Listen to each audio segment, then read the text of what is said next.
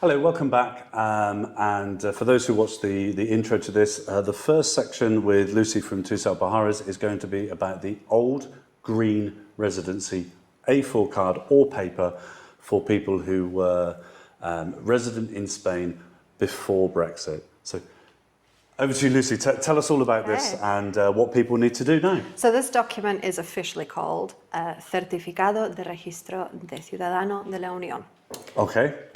So all that mouthful just Very means well presented. Certificate of Registration of a Citizen of the Union, meaning part of the EU. Mm-hmm. This is why they were issued to people pre-Brexit who are from the UK looking for residency here in Spain. And also, may I say, were a lot easier to apply for back in the day. Of course, yeah, a lot less paperwork. Yes.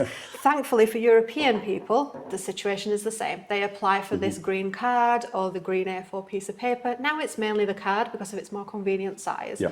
And they can apply for that still as people from the UK used to be able to.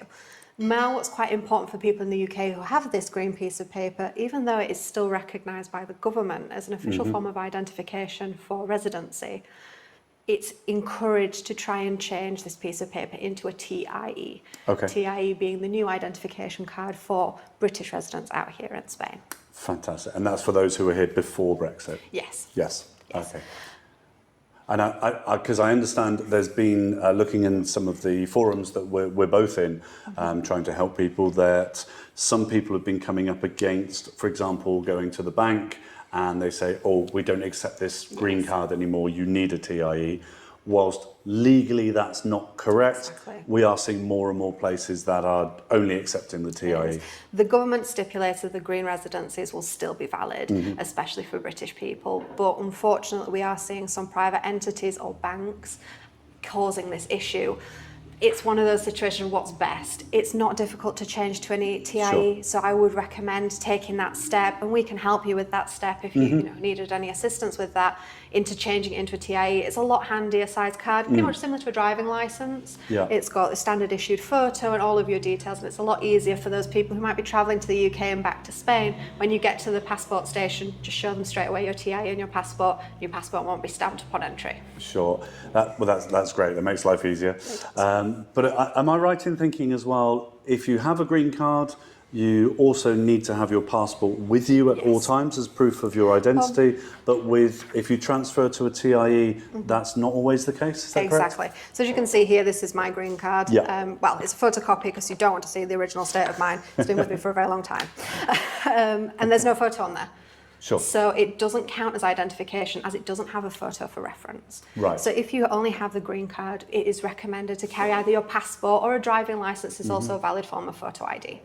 Now with a TIE, in a lot of cases you don't have to carry, it's recommended to carry your passport at all times since you don't belong to Spain and you're just a resident. But nowadays a TIE has also been issued as valid photo identification for large purchases, for bank proceedings, etc. Okay, and I understand the TIE card actually has your NIE number on it as well, so there is a difference, but they can be combined, hence some confusion sometimes. Definitely, this is where a lot of the confusion came from. We've heard many people send us a message and say, oh, I don't know what's my situation after Brexit, I've only got a green NIE. NIEs are always printed on white, so I think you've got residency. So many documents, it's very confusing. It is. It's just from people hanging out, talking about these situations, in a colloquial mean, and names getting mixed up. It's quite common, because you're dealing with all these abbreviations and you don't really know what it is.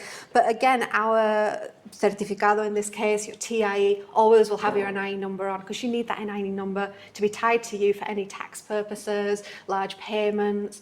Not only is it your ID number in Spain, but it's also one that you're going to need for any large proceedings over here. Okay, fantastic. And I'm sure we will come on to driving licences, because that's a whole subject in itself. It's a whole other one. If you have questions about driving licences, don't forget to subscribe below, and you'll then get notified. If you click the bell as well, you'll get a notification of when the next video is coming out about driving licences.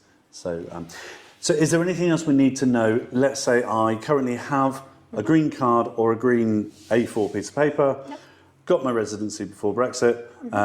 What are the next steps for me? The next step, you can either stay with your green piece of paper. There is no government issued regulation that you have to change it, but it is recommended, especially since we're seeing a lot of these complications at the moment with places like banks.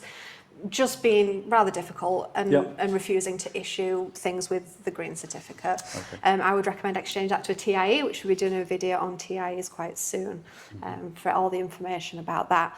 But for anybody else who is a member of the European Union still, their proceedings will be the same. They will be applying for a certificate of registration as a member of the European Union. This means the proof of funds is a lot less. It means several other points that have to be covered are a lot less restrictive because you're moving Sure. within the EU, and it's part of Yeah. the EU rights to be able to move and Okay. live wherever you wish. So if I obtained one of these, got my residency before Brexit, I'm a UK citizen, it's best to change to a TIE now. recommend. Although it's not a legal requirement, it may well happen at some point. It's recommended. Yeah. Get in there before the rush, start applying now, and just get it seen to, because if you're going to stay here for an extended period of time, you're going to Yeah. need it at some point. Okay, that's great. Well, thank you very much, Lucy, for that. And for those who need any help with that, I know it was it's a simple process, but with all Spanish paperwork, it's been really helpful to have someone guide us through the process. So if you want any help with that, don't hesitate to get in touch with Lucy, and I'm sure she'll be able to help you. And do look out for our next episode coming very soon. Goodbye for now.